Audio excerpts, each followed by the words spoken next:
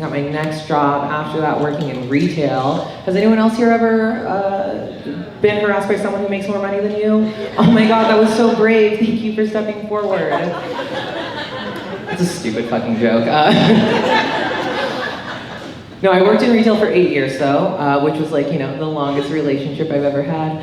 And I hated it the entire time. And I don't know if you guys knew this or not, but retail's actually dying. And it's dying because the only people who still shop in retail are, also dying. Right, yeah, you guys nailed it, old people. Now more than ever thanks to COVID, and... Okay, sometimes that joke doesn't go over well, so I'll take that, that was good. Yeah, no, one time I did that joke at a retirement home, and they did not like that joke there. They were just like, hey, there used to be more of us, or like, whatever. I don't know, I was surprised they could even hear it.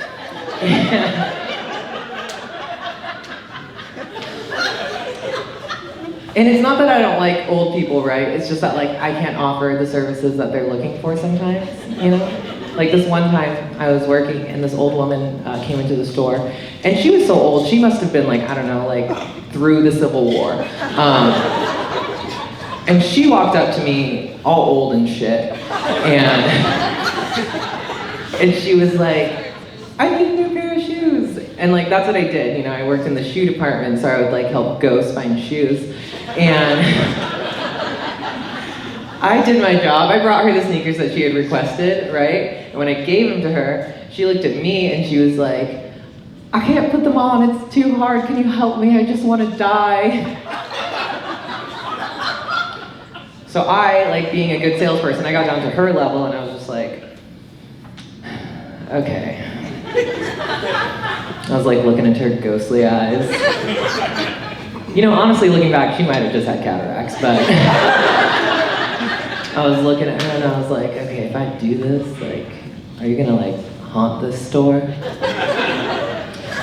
So I like put on both of her sneakers and I just like unplugged her oxygen tank. It was so easy. She didn't even fight back.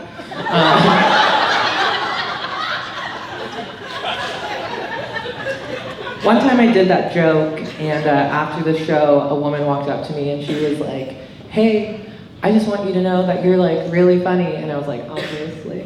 And then she was like, but that was really hard for me to hear because like my grandfather actually just passed away. And I suck at emotions, so I was just like, bummer.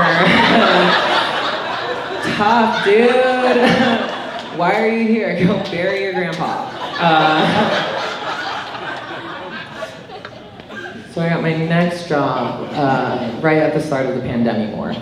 And I got a job working at a tech company. And I can't tell you guys which tech company it is, but I can tell you that we are definitely listening to all of you at home.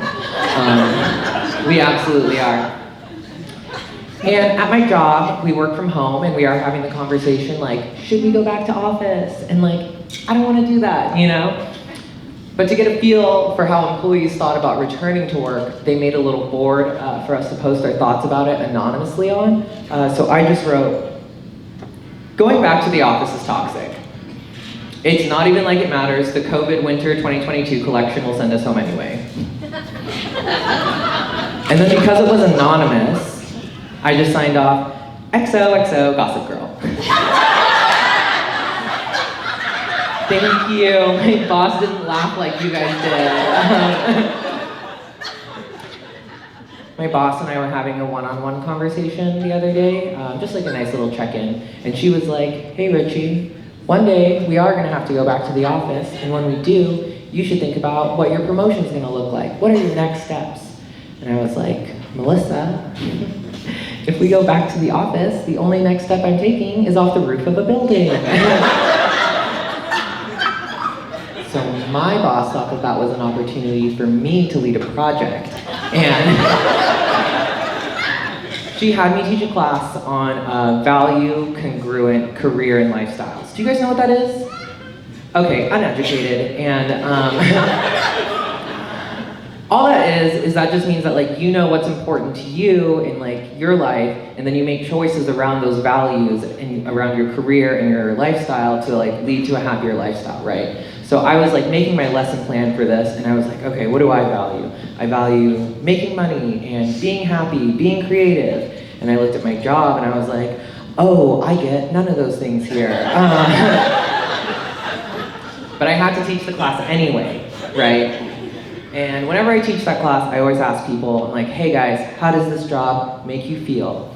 And one time, a woman raised her hand and she was like, every day that I work this job, I feel like I get older. And I was like, yeah, Jenny, that's how time works. I think I did like too good of a job leading that class, because like I'll be honest, I'm amazing. And I had a coworker email me one time and she was like, hey, that class was super inspirational and it's just like, it's such a cool thing that you did. I'm gonna hashtag quit this job today. And I was like, yo dude, can you not send me that stuff over the company email? Like they read this. And like, I don't want to go back to the office. I'll be honest, you guys, like I don't. I think that's stupid. I'm not going to do that. I don't. I personally love a good Zoom meeting. I don't know if you guys have to do them, but I love Zoom meetings, right? Like, because you can like sign in, not show your face, like mostly because I'm not working. And sometimes people will see my last name on these Zoom meetings, Armani, and they'll be like, oh my God, Ricci, are you Italian? And like,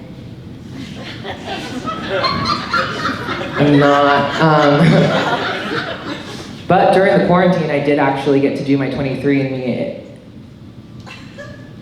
I'm so sorry, I said that joke wrong. During the quarantine, I had a 23-year-old in me, and